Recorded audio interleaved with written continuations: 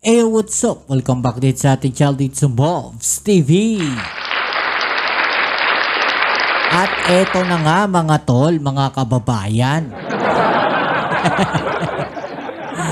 Alam nyo ba na etong China mga kababayan ay meron pong ipinadala na mga military o sundalo doon po sa Russia? At alam nyo rin ba na sumuko daw itong mga military na to? Alay nga, mahinang nila lang pala yung mga sundalo ng China, no? Okay, so yan ang ating alamin at pag-uusapan mula syempre sa channel ni kapatid ni John Reps. Alright, sa mga bago pa lang po dito sa ating channel, please don't forget to subscribe, like, share, comment dyan sa comment section. Yung channel po ni John Reps, nandyan sa ibaba yung link, ilalagay ko. Supportahan nyo rin po siya mga tol, mga kababayan. Alright? Grabe ha. Shoutout sa'yo, John Reps. Okay, so alamin natin mga tol, no? Bakit nga ba sumuko o tumakbo itong mga sundalo ng China? Alam niya. Mahinang nila lang pala itong mga sundalo na to eh. Pero sa West Philippine Sea, ang aangas, diba? So, ibig lamang sabihin yan, mga tol, mga kababayan, na ang sundalo talaga ng Russia ay hindi handa, no, sa isang malaking gera o isang malaking digmaan. Okay, so puro pambubuli lang ang kaya nilang alamin. Ay, ang kaya nilang gawin. Diba? Puro pananakot lang. Yun lang yung kayang gawin na itong mga sundalo ng China na to. Diba? So, syempre, bago natin yan umpisahan, mga tol, mga babayan, palike naman ang ating video dyan. At i-click po yung like button sa baba. Maraming salamat sa inyo. Alright, so wag na natin patagalin. Umpisahan na natin. Let's go. Sa patuloy na giyera sa pagitan ng Ukraine at Russia, nahuli ng Ukrainian forces ang ilang militar ng China na nakikipaglaban umano kasama ang mga Russian. Ayon sa Ukraine ay hindi bababa sa 160 militar ng China ang naglilingkod sa Russian forces sa Donetsk region. At sa Middle East naman, gumanti ng rocket attack sa Israel ang grupong Hamas at Houthi. Tinamaan umano ng Hamas ang Israel, ngunit ang Houthi ay hindi umano nakarating sa Israel ang kanilang ballistic missiles at tumama sa Saudi Arabia. Nako. At sa ibang balita naman, ang Hungary ay nagalit at tumiwalag bilang miyembro ng ICC dahil sa pamimilit umano ng ICC na hulihin si Israeli Prime Minister Benjamin Netanyahu nang bumisita ito sa Hungary. Ayon pa kay Orban, ang ICC ay hindi umano isang walang kinikilingan na hukuman, hindi isang korte ng batas, kundi isa umanong politikal na hukuman at hindi trabaho ng Hungarian na sumunod sa mga gusto nito. Kaya't para malaman ang buong detalye ay tumutok at makinig na mabuti. Shoutouts, John Reps.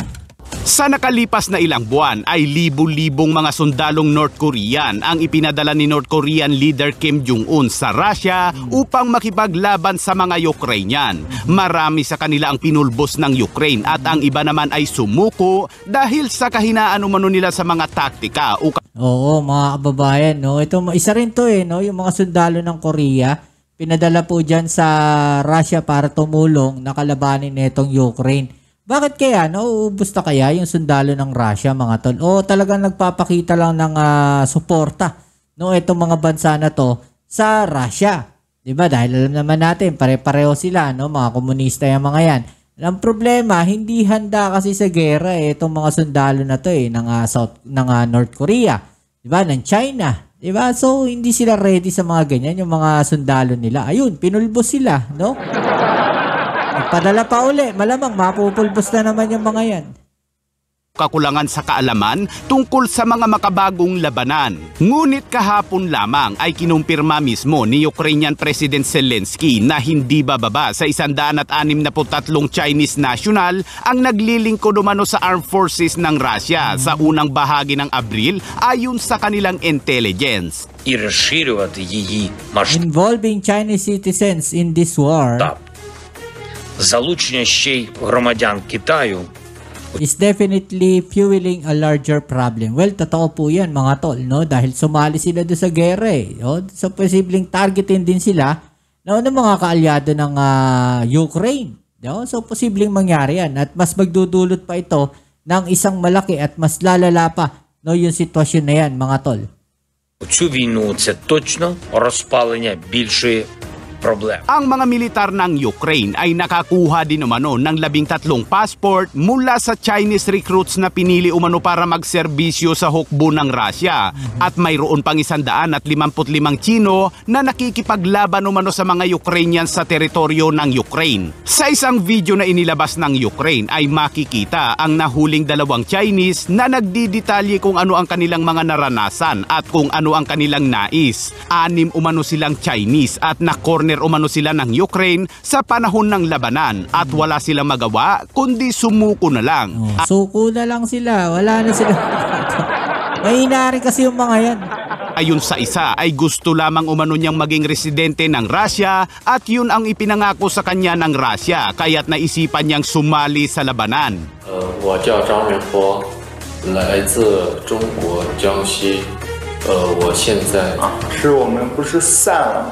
走散了我们只有我和店。 Tumugo naman dyan ang China na nagsabi sa isang pahayag na hindi umano sila nagpapadala ng mga militar sa Russia upang makipaglaban sa Ukraine. Iginiit din ng China na ang mga mamamayang Chino ay ipinagbabawal na lumahok sa mga dayuhang armadong labanan. Ano nga yung mga sundalo na yun, di ba? Mga Chinese yung mga yun. Yan ang problema, no, mga tol, mga kababayan. Na itong ginagawa nila na to, pagka hindi nahuli, okay lang, lusot, no? Ibig sabihin, nakalusot. So pero pagka nahuli, tatanggi nila. Ganyan yung mga strategy talaga ng China, di ba? Alam naman natin strategy niyan eh. Tawag naman ng kagawaran ng Amerika ang insidente na nakakabahala at idinagdag na ito ay malapit na umanong subaybayan ang sitwasyon matapos malaman ang mga ulat na iyon ayon sa tagapagsalita na si Tammy Bruce. Sa loob ng halos 1 linggo, halos dumoble ang mga opensibang operasyon ng Russia sa iba't ibang bahagi ng Ukraine. Ayon naman kay Zelensky ay hindi pa umano na uubos ang mga pundong inilaan para tulungan ng Ukraine sa ilalim ng administrasyong Biden. Ngunit nais umano ng Ukraine ng karagdagang pakete mula sa administrasyong Trump at handa umano ang Ukraine na magbayad ng hanggang sa $50 billion para sa hinaharap na package ng tulong militar mula sa Amerika. Ngunit wala pang tugon si US President Donald Trump sa kahilingang yan ng Ukraine. Тривалим миром.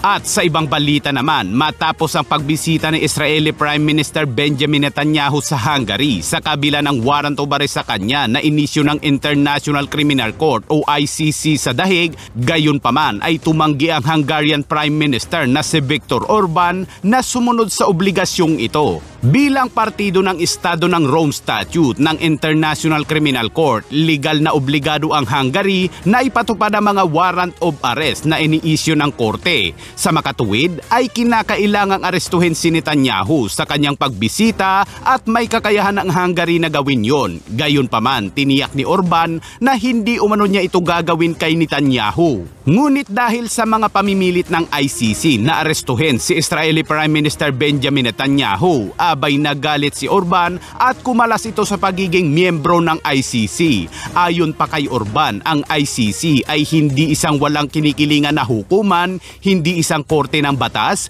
ngunit isa umano itong politikal na hukuman. Pumirma umano sila sa isang international na kasunduan, ngunit hindi nila gagawin ang lahat ng mga hakbang na gusto ng ICC.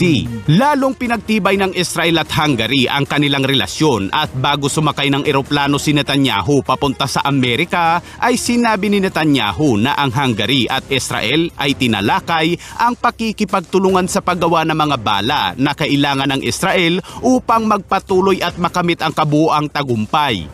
המושחת בהאג שמכוון נגד כולנו, נגד חיילי צה"ל, מפקדי צה"ל ומדינת ישראל, סימן לבאות וסיוע גדול מאוד למדינת ישראל.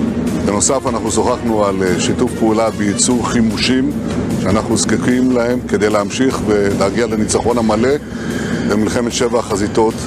וכמובן דיברנו גם על החטוף ההונגרי ונושאים חשובים אחרים למדינת ישראל. מכאן אני יוצא לארצות הברית בהזמנת הנשיא טראמפ. Sunod na tumungo sa Amerika si Israeli Prime Minister Benjamin Netanyahu at nakipagpulong naman kay Trump. Sa kanilang meeting sa White House ay sinagot nila ang ilang mga katanungan ng mga media at hindi na ididetalye ang iba pang mga usapan ni Netanyahu at Trump. Remarkable friend of the state of Israel. You stand by us. You're standing with us. You are a great, great champion of our alliance. And you actually do the things that you say you do. And I think that people respect that enormously. I certainly do, and people of Israel do. And I think the Jewish people do as well. We just saw your representative in the Department of Justice fighting anti-Semitism, standing up for Israel in international forums. I just want you to know from the heart, it's deeply, deeply appreciated. Habang nasa Amerika si Netanyahu ay gumanti naman ng rocket attack ang Hamas sa Israel kung saan nagpakawala ito ng 10 rocket.